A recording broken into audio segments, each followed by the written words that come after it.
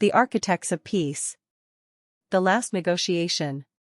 Captain Rebecca Torres stood at the observation window of the diplomatic vessel Harmony's Voice, watching the purple clouds of Valorum Prime swirl beneath her. For 15 years, she had been humanity's chief negotiator in the outer spiral, and in those 15 years, she had never lost a single life to conflict. Her record was perfect. Every dispute resolved. Every war prevented. Every species brought to the negotiating table. Behind her, the Valorum Council waited. 7 species, each more ancient than humanity by millennia. The insectoid Xerath clicked their mandibles impatiently. The crystalline lumens hummed in their harmonic language. The massive Torvan, creatures of stone and patience, simply watched with their 4 eyes. Ambassador Torres, the lead Xerath said, its translator converting clicks into standard. Your proposal is interesting. But tell us, why should we trust humanity's word? Your species has been in space for barely 2 centuries. We have built civilizations that lasted 10,000 years. Rebecca turned from the window. She was small compared to these beings, barely reaching the midsection of the shortest delegate. But she had learned long ago that size meant nothing in these chambers. Words carried weight here. Ideas had power.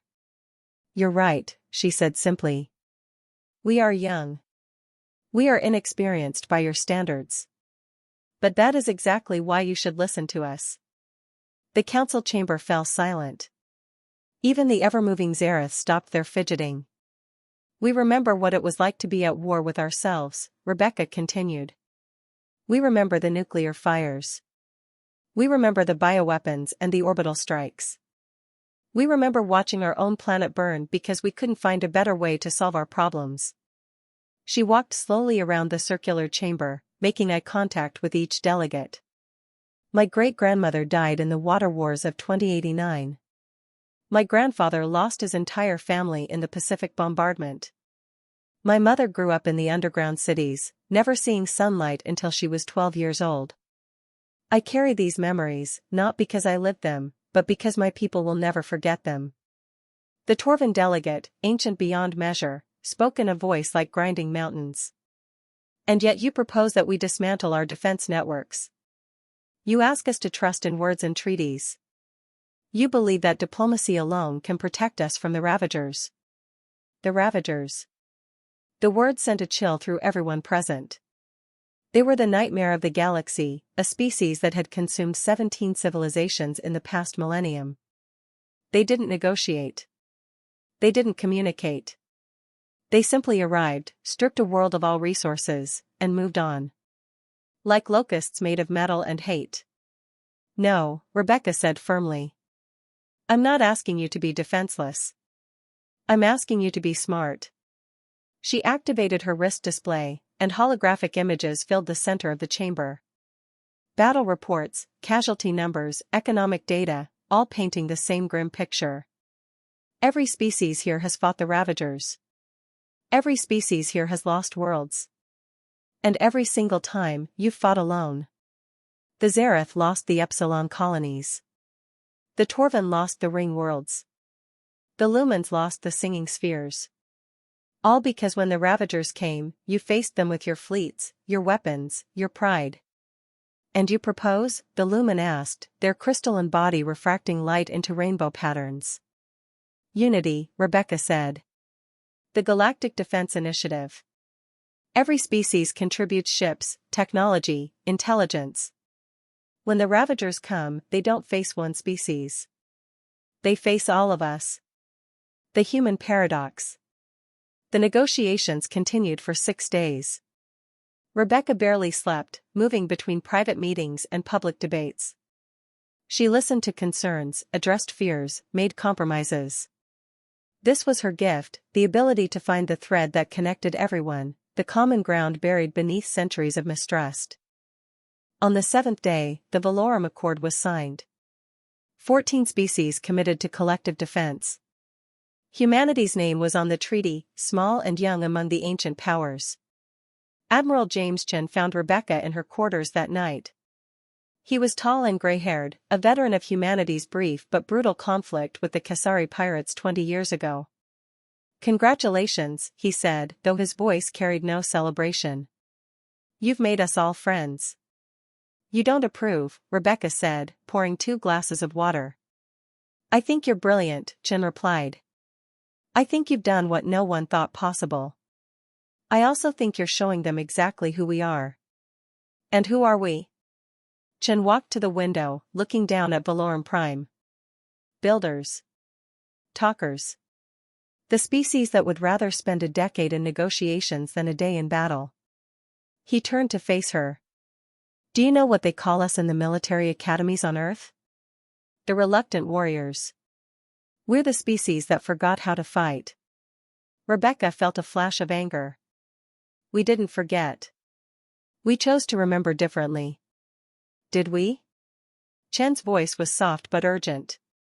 "Or did we choose to forget the parts of our history that made us uncomfortable? Ambassador, I served in the Kasari conflict. I've seen what humans can do when we stop talking and start fighting. It's not pretty. It's not noble. But it's effective. That's not who we want to be." "Maybe not. But wanting to be something doesn't make it true." Chen moved toward the door. "The Valorum Accord is beautiful, Ambassador. I hope it works. I hope that when the Ravagers come, 14 species standing together will be enough. But if it's not? If it's not? Then we'll all learn together whether humanity really forgot how to be monsters. Or whether we were just pretending." The warning signs. 3 months after the signing of the Valorum Accord, the first colony went silent. Talos 7, a Zareth mining world on the edge of explored space. The settlement had housed 30,000 workers and their families. When the relief ships arrived, they found nothing but scoured bedrock and floating debris. The Ravagers had come. Rebecca convened an emergency session of the Accord Council. The chamber that had been filled with hope during the signing now thrummed with tension and fear. "This is exactly what we prepared for," Rebecca said, standing at the center podium. "The Accord allows us to respond immediately. The Zareth have requested aid. All member species are obligated to." "Obligated?" The Torvan delegate's voice cracked like thunder. "You ask us to send our ships into the darkness based on obligation?" "Based on treaty," Rebecca corrected. "Based on the promise we all made." "Words," the Zareth hissed.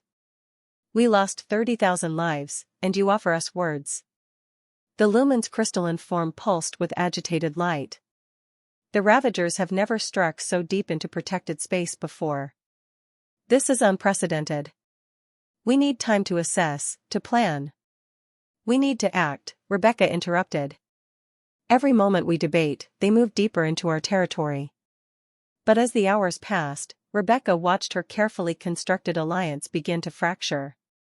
Species debated jurisdiction. They argued about resource allocation. They formed subcommittees to study the problem. No ships were sent. Admiral Chen found her in the empty council chamber hours after the session had adjourned.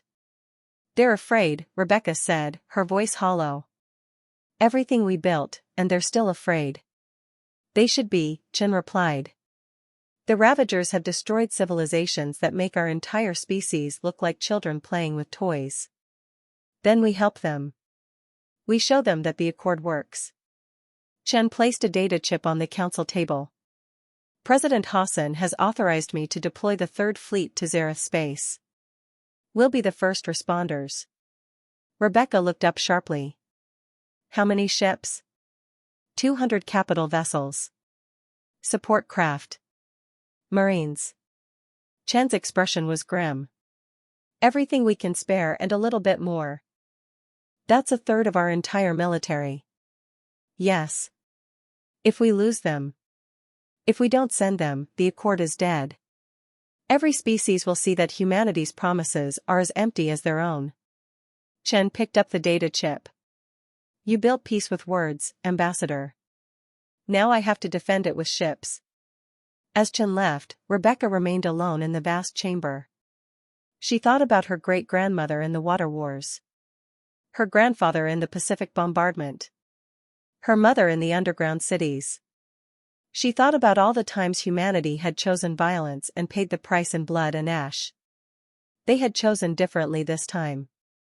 They had built the Accord. They had believed in cooperation. But somewhere in the darkness between stars, the Ravagers were coming. And humanity was sending 200 ships to face them. Rebecca closed her eyes and allowed herself a single moment of fear. Then she opened them, straightened her shoulders, and began drafting the speech she would give to the council tomorrow. The Accord would hold. It had to hold. Because if it didn't, humanity would have to remember how to be something other than builders and talkers. They would have to remember how to be what they once were. And that terrified her more than any alien threat ever could. When silence breaks. The Battle of Epsilon Reach. The Third Fleet emerged from faster-than-light travel at the edge of Xerath space.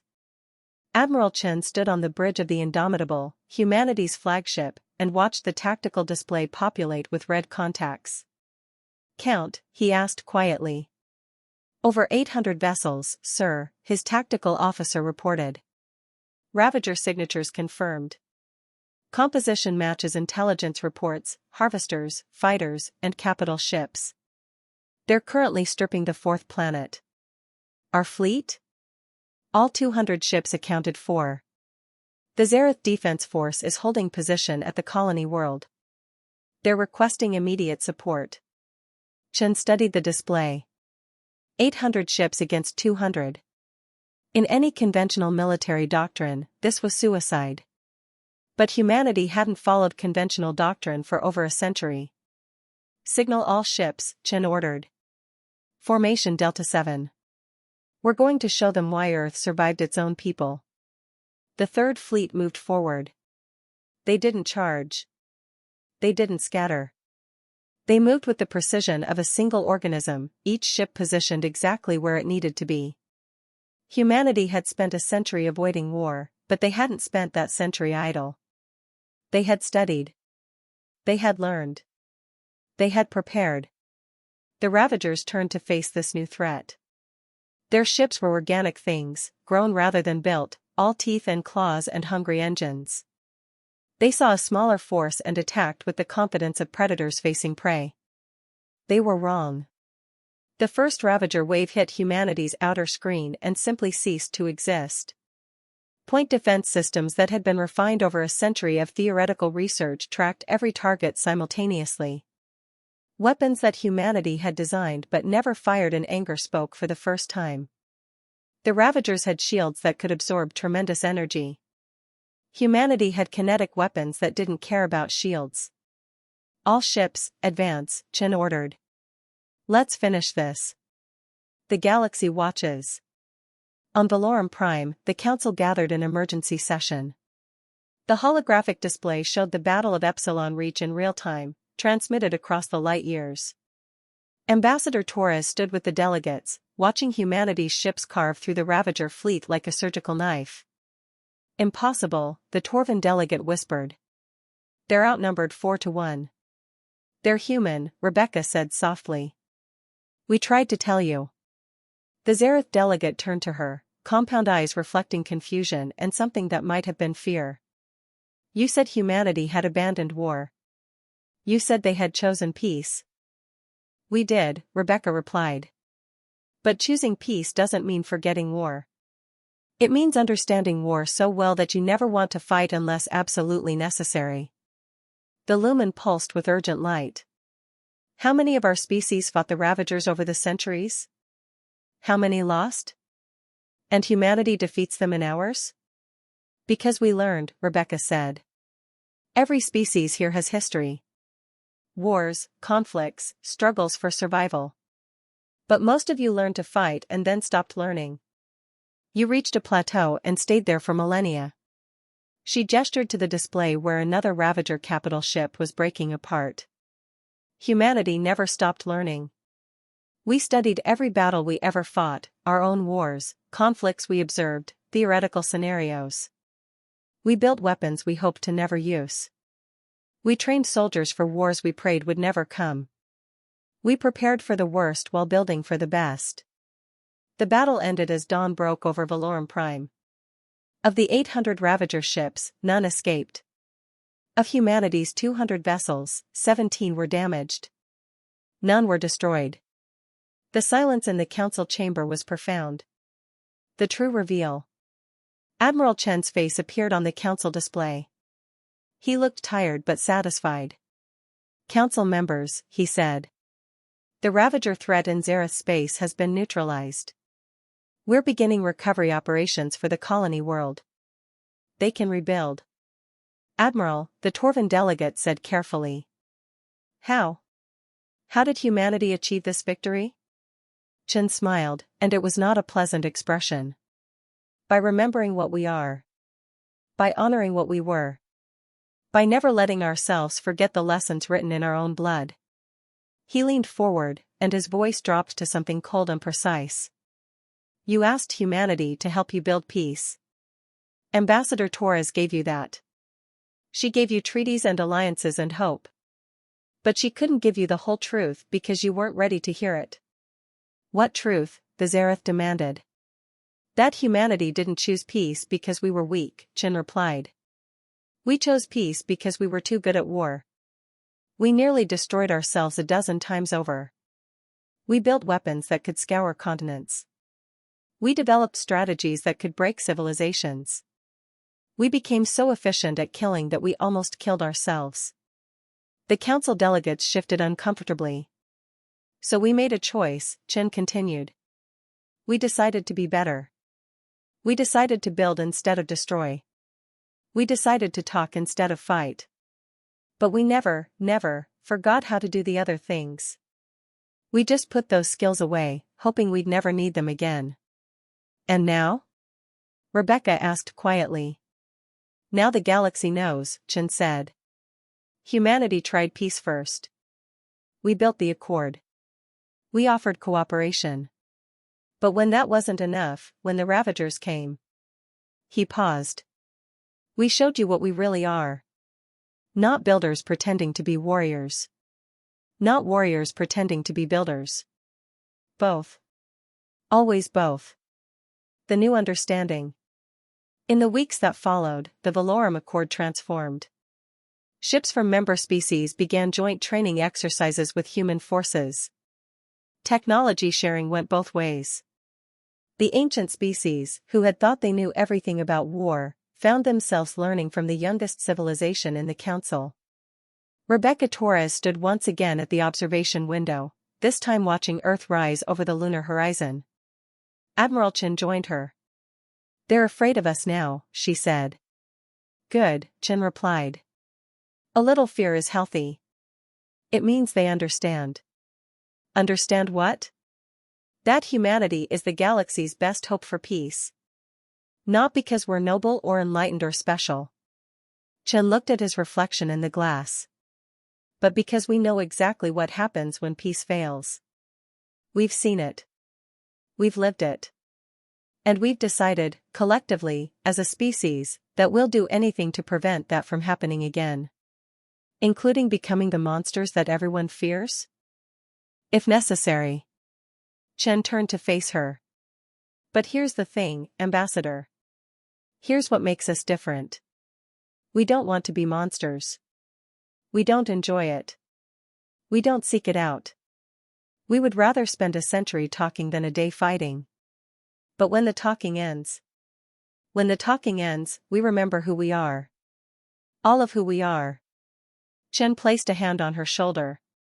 "You built something beautiful with the Accord. You showed the galaxy that cooperation is possible.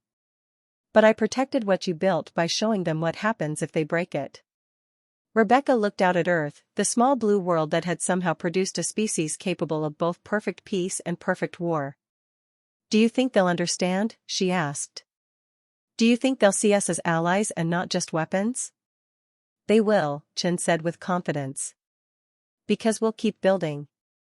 We'll keep talking. We'll keep choosing peace every single day. And when the next threat comes, because there will always be a next threat, we'll stand beside them and show them again what humanity really means." The message. 3 months later, a Ravager scout ship entered Council space. It was a probe, seeking new worlds to harvest. It found the Third Fleet waiting in formation at the edge of explored territory. The Ravagers studied the human ships for exactly 17 seconds. Then they turned around and left. They had evolved for millions of years to consume and destroy. They had broken dozens of civilizations. They had never retreated from any species. But they retreated from humanity. Not because humans were the strongest. Not because their weapons were the most powerful. They retreated because in those 17 seconds, they recognized something they had never encountered before. They saw a species that had survived itself. A species that understood war at a level so deep, so complete, that they had chosen to put it away. And a species that, when forced to pick up those weapons again, used them with such precision and efficiency that even the Ravagers, who knew only hunger and destruction, felt something close to fear. Ambassador Torres received the report on Valorum Prime. She read it 3 times before calling Admiral Chen. They ran, she said simply. Yes. You think they'll come back? Maybe. Probably not for a few centuries, though. They need time to forget what we showed them. Rebecca laughed, though it wasn't entirely a happy sound. We're the monsters now, aren't we? The species that everyone whispers about. The ones that other civilizations warn their children about. We're the peacekeepers, Chen corrected. The builders who remember how to break. The talkers who remember how to fight. The dreamers who remember the nightmares. He paused, and when he spoke again, his voice was soft. We're human, Ambassador. All of it. The good and the bad. The hope and the horror. And maybe that's exactly what the galaxy needs. Someone who remembers both sides and chooses the better one every single day. Rebecca ended the call and looked out at Valorum Prime's twin moons. Somewhere out in the darkness, the Ravagers were running. Somewhere in the council chambers, ancient species were rewriting their history books to include a chapter on humanity. Somewhere on Earth, children were being born who would grow up in a galaxy united by the Accord. And somewhere between the stars, the Third Fleet waited. Always watching. Always ready. Always hoping they would never be needed again. But prepared, just in case. That was humanity. That would always be humanity. The species that built peace with one hand while keeping the other hand ready to defend it. The galaxy would remember that lesson for a very long time.